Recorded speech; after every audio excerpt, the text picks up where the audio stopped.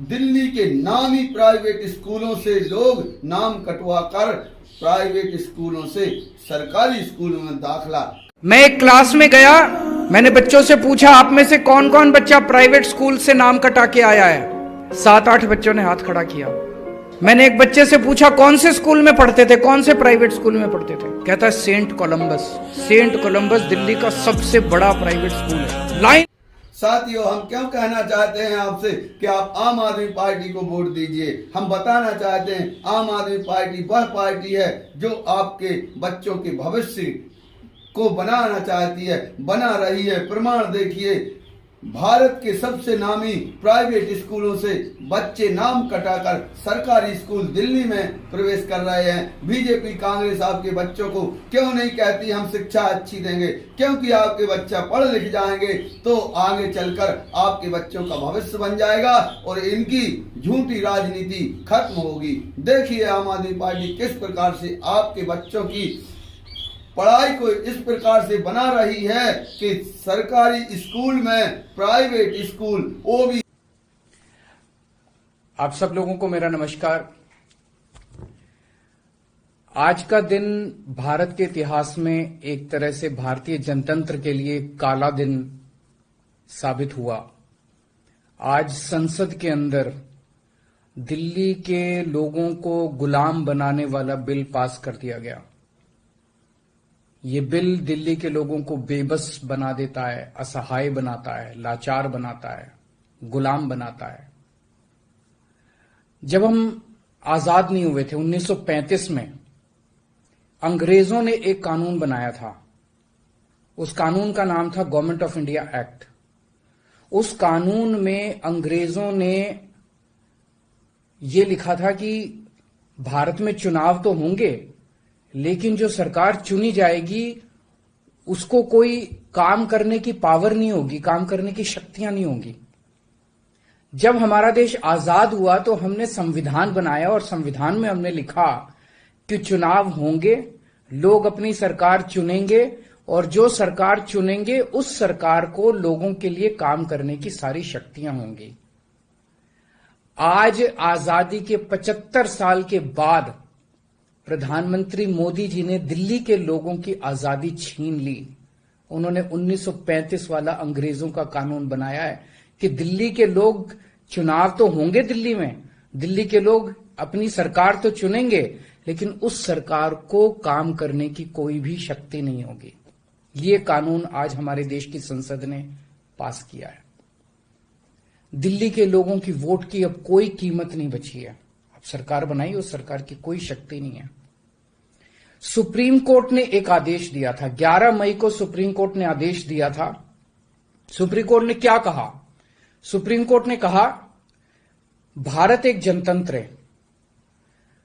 इस जनतंत्र में हम अपनी सरकार चुनते हैं, जनता अपनी सरकार चुनती है और उस सरकार को जनता के लिए काम करने की पूरी ताकत होनी चाहिए, सुप्रीम कोर्ट ने कहा।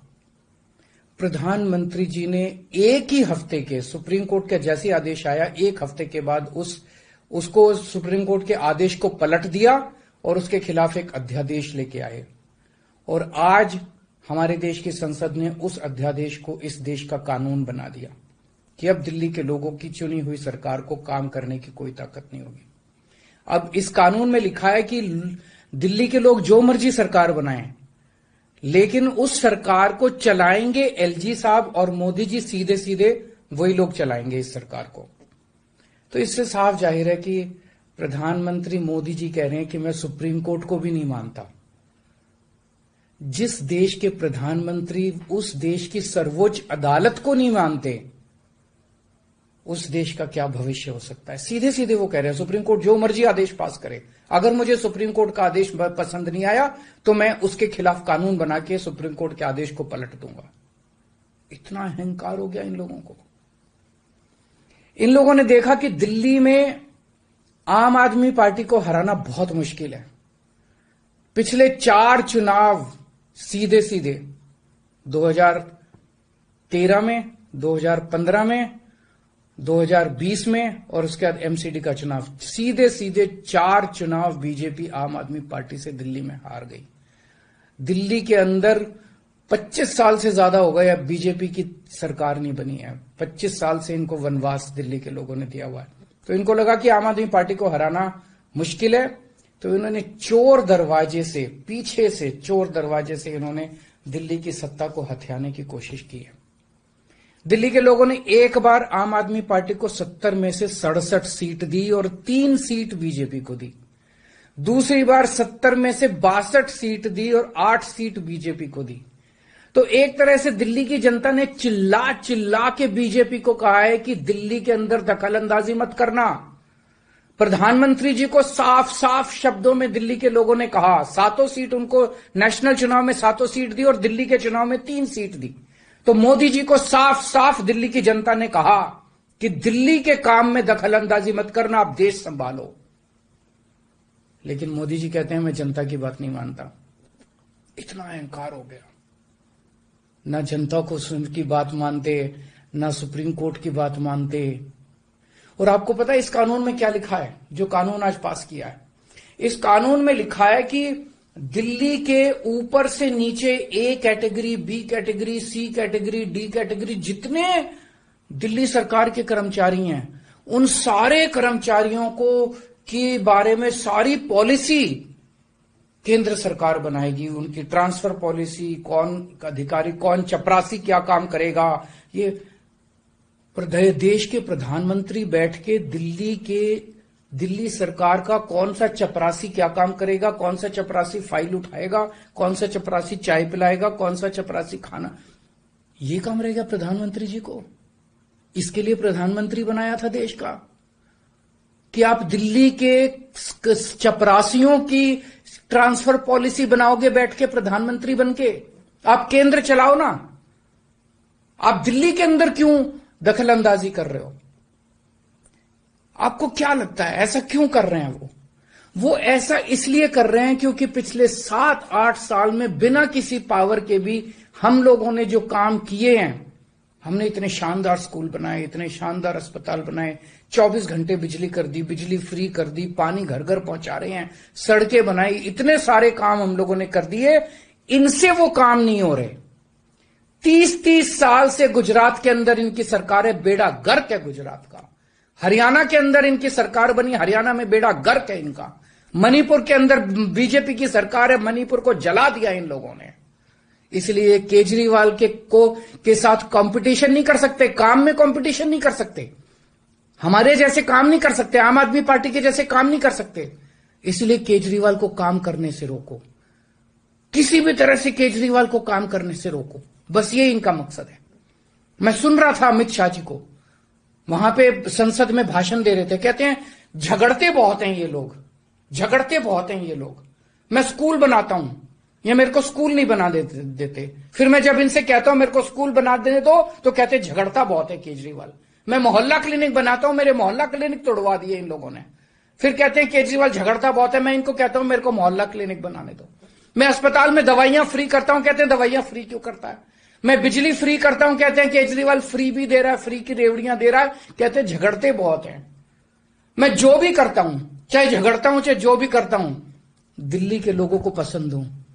इसीलिए 3 बार 4-4 बार दिल्ली के लोगों ने मेरे को, जो भी कर रहा हूं ठीक ही कर रहा हूं, तभी 4-4 बार लोगों ने हमें वोट दिया। और होम मिनिस्टर अमित शाह जी क्या कहते हैं, मैंने सुना उनको संसद में, हमारे पास पावर है, संविधान ने हमें पावर दी है कानून पास करने की, हमारे पास पावर है, हमें सुप्रीम कोर्ट ने पावर दिया है ये कानून पास करने की। अरे आपको पावर दी है जनता की सेवा करने की, जनता के ऊपर अत्याचार करने के लिए पावर नहीं दी आपको। इतना घमंड मत कीजिए अमित शाह जी। आपको पावर दी गई है ताकि आप विकास करें देश का, आपको पावर दी गई है ताकि आप देश के लोगों को शक्तिशाली बनाएं। आपको पावर इसलिए नहीं दी गई है कि आप देश के लोगों को लाचार बना दें और उनके वोट का अधिकार छीन लें। ये जो आप पावर पावर पावर पावर कर रहे हो, ये पावर आपको जनता की सेवा करने के लिए दी गई है। मैंने देखा है अमित शाह जी पिछले चुनाव में आप घर घर जाके दिल्ली के अंदर पर्चे बांट रहे थे, एक एक घर में जाके आप पर्चे बांट रहे थे। दिल्ली के लोगों ने आपको नकार दिया। अब आप दिल्ली के लोगों को तमाचा मारने आ गए। केजरीवाल से नफरत करते करते इस नफरत में इतने अंधे हो गए कि आपने दिल्ली के लोगों के ऊपर अत्याचार करना चालू कर दिया। और मैं प्रधानमंत्री जी को याद दिलाना चाहता हूं, 2014 के चुनाव में प्रधानमंत्री जी आप खुद आए थे दिल्ली, आपका भाषण उठा के देखिए, आपने दिल्ली की जनता को प्रॉमिस किया था कि मेरे को प्रधानमंत्री बना दो, मैं अब दिल्ली को पूर्ण राज्य बनाऊंगा। उसके पहले, हर चुनाव के पहले भारतीय जनता पार्टी ने आंदोलन किए हैं दिल्ली के अंदर दिल्ली को पूर्ण राज्य बनाने के लिए। और आज आप लोगों ने दिल्ली के लोगों की पीठ में छुरा घोंप दिया, अपनी वादे से मुकर गए। अगर आप ऐसे करोगे फिर प्रधानमंत्री पे कौन यकीन करेगा? आपने खुद बोला था 2014 में कि मैं फुल स्टेटहुड बनाऊंगा, फिर कौन जनता आपके ऊपर यकीन करेगी? 2015 में आपने मेरी शक्तियां छीनी दिल्ली सरकार की, जैसी हमारी सरकार बनी आपने हमारी शक्तियां छीन ली नोटिफिकेशन जारी करके। फिर भी बिना शक्तियों के हमने काम किया और दिल्ली की जनता ने मेरे को 2020 में 62 सीट दे के दिल्ली की जनता ने आम आदमी पार्टी की सरकार बनाई। क्यों?